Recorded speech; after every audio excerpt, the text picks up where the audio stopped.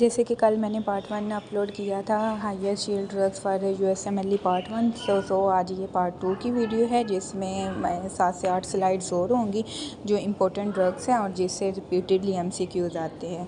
तो चलते हैं आज की पहली स्लाइड की तरफ। वो है हमारे पास कौन सी ऐसी ड्रग्स हैं जो डायलेटेड कार्डियोमायोपैथी काज करवाते हैं, यानी कि जिनका मेन साइड इफ़ेक्ट है। तो अल्कोहल जो है वो first cause of dilated cardiomyopathy है और डॉक्सीरूबिसिन जो है हमारे पास कीमोथेरेप्यूटिक ड्रग होती है, एंटी कैंसरस में हम यूज़ करते हैं, तो उसका मेन साइड इफ़ेक्ट होता है। सो मेन आपने ये 2 काजेज़ जो हैं वो याद रखनी है डायलेटेड कार्डियोमायोपैथी की, फर्स्ट अल्कोहल एंड देन डॉक्सीरूबिसिन।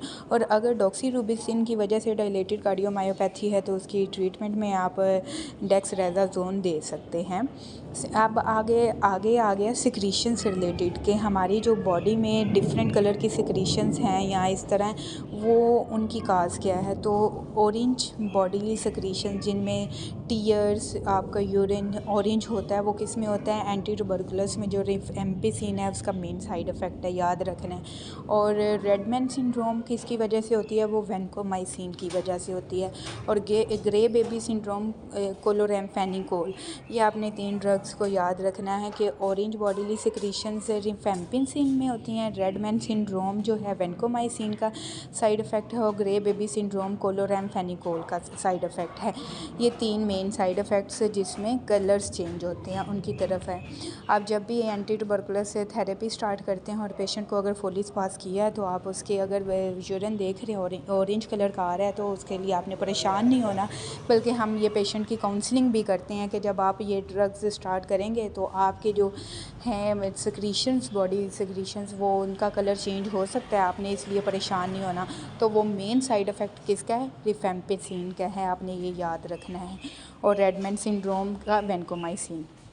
अब ये देखें आप पिक्चर में, अच्छा ये जो आप ऊपर वाली तस्वीर देखें, इसमें जो है फोलिस पास हुआ है पेशेंट को और उसमें फोलिस जो बैग है, यूरिन बैग, उसमें ऑरेंज कलर का यूरिन है। तो ये किसका साइड इफ़ेक्ट है, रिफेम्पिसिन, एंटी ट्यूबरकुलस ड्रग है। और नीचे वाली जो पिक्चर है इसमें देखें कि रेड कलर के रैश हैं, ये रेडमैन सिंड्रोम है और ये किसकी वजह से है, वैनकोमाइसिन की वजह से। सो ये पिक्चर्स आपको ये याद करने में आसानी रहेगी, देख के आपको याद रहेगा। जिनके कुछ लोग होते हैं उनकी विजुअल जो होती है मेमोरी वो स्ट्रॉन्ग होती है, कुछ की ऑडिटरी मेमोरी बहुत स्ट्रॉन्ग होती है और कुछ जो हैं वो रट्टा मार होते हैं बच्चे।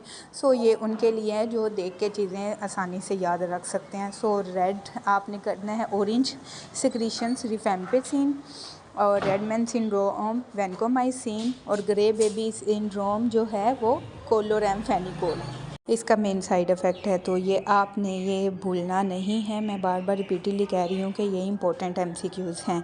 चलिए इससे नेक्स्ट स्लाइड की तरफ चलते हैं जो कि हमारे पास है ए ग्रैन्युलोसाइटोसिस। जब भी आप antipsychotic atypical antipsychotic drug start करने लगते हैं जिसमें क्लोंज़ापिन जो है मेन ड्रग है, उसका जो मेन साइड इफ़ेक्ट है ए ग्रैन्युलोसाइटोसिस होता है।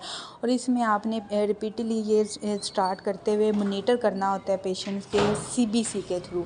आप उसकी सीबीसी रिपीटली करवाते रहते हैं और उसमें देखते हैं इसके डब्ल्यूबीसी काउंट को मोनीटर करते हैं। सो इसका जो मेन साइड इफ़ेक्ट है वो एक ग्रैन्युलोसाइटोसिस है। सो आपने ये याद रखना है कि क्लोंज़ापिन का मेन साइड इफ़ेक्ट है एक ग्रैन्युलोसाइटोसिस।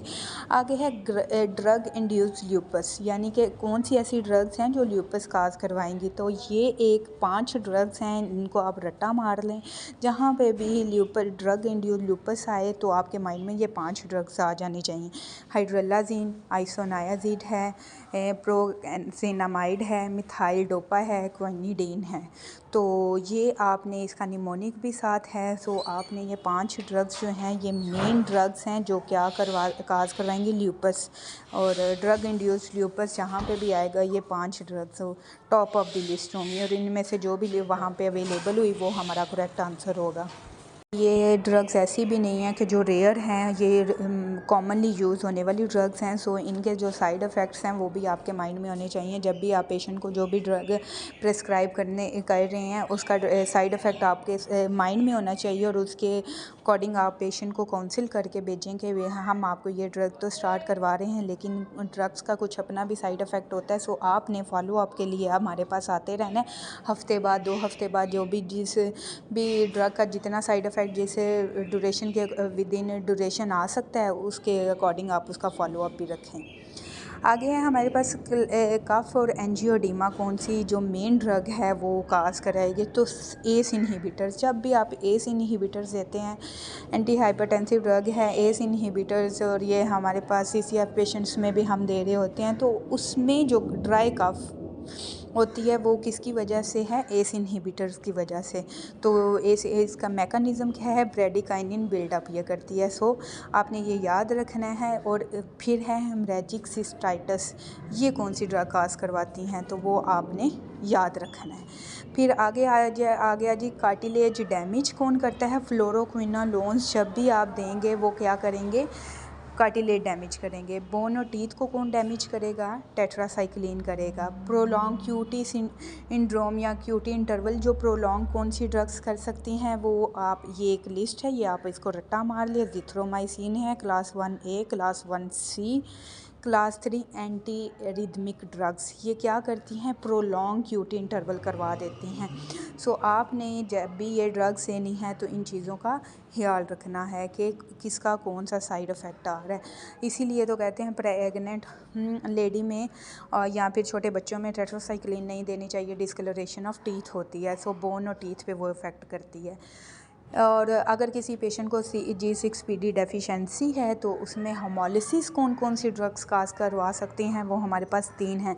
क्विनिडीन है, सल्फामाइड्स हैं और आइसोनायाजिड हैं। सो आपने ये याद रखना है जिसमें भी G6PD डेफिशिएंसी है उसको ये 3 ड्रग्स नहीं देनी, क्योंकि उसमें होमोलिसिस के चांसेस बढ़ जाएंगे।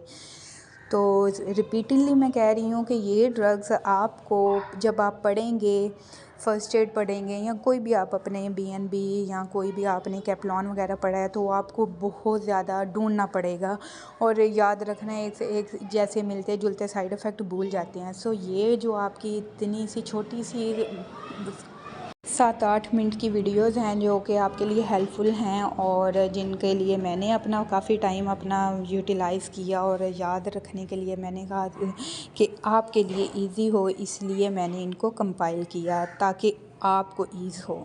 अगली हमारी स्लाइड है टीबी ड्रग्स जैसे कि हमारे पास फर्स्ट लाइन ट्रीटमेंट में आती हैं, जिसमें आइसोनायाजिड होती है, रिफेम्पिसिन होती है, पायराजीनामाइड होती है, थैम्ब्यूटॉल, ये तो सबको पता है। अब इनके आगे से साइड इफ़ेक्ट रिफेम्पिसिन का पीछे हमने बात कर दी कि ओरिन सिक्रीशंस काज करती है, इसकी हमने पिक्चर भी देख ली। आइसोनायाजिड जो है वो नेफ्रोपैथी करवाती है, इसीलिए जब भी ये देते हैं तो साथ हम उसको विटामिन B जो है वो भी देते हैं ताकि उसकी पेरिफेरल न्यूरोपैथी को प्रिवेंट किया जा सके। पायराजीनामाइड का मेन जो है वो गाउट है और इथेम्ब्यूटॉल का ऑप्टिक न्यूराइटिस है।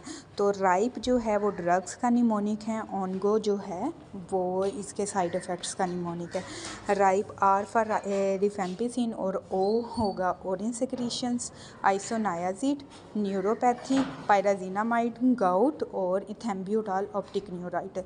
सो ये चंद एक ड्रग्स थी जो कि हाई यील्ड ड्रग्स थी, जो पार्ट 1 के लिए आपको मस्ट रिमेंबर होनी चाहिए। बाकी आप भूल भी जाओ तो है, लेकिन ये जो ड्रग्स हैं और इनके साइड इफ़ेक्ट्स क्या हैं और इनके साइड इफ़ेक्ट्स अगर आ जाएं तो ट्रीटमेंट में आप क्या देंगे वो आपको याद रखने की ज़रूरत थी और वो मैंने कंपाइल कर दी। सो देखें दोनों पार्ट अगर कंबाइन किए जाएं तो 14 से 15 मिनट के पार्ट हैं और जो कि आपका पूरा स्टेप 1 की हाई यील्ड ड्रग्स को कंपाइल कर चुकी हैं मैं। इसी तरह की मेरी छोटी छोटी वीडियोस को देखने के लिए अगर आपके लिए हेल्पफुल है तो मेरे चैनल को सब्सक्राइब कीजिए, लाइक कीजिए, शेयर कीजिए और मुझे अपनी दुआ में याद रखिएगा। कल तक के लिए अल्लाह हाफ़िज़।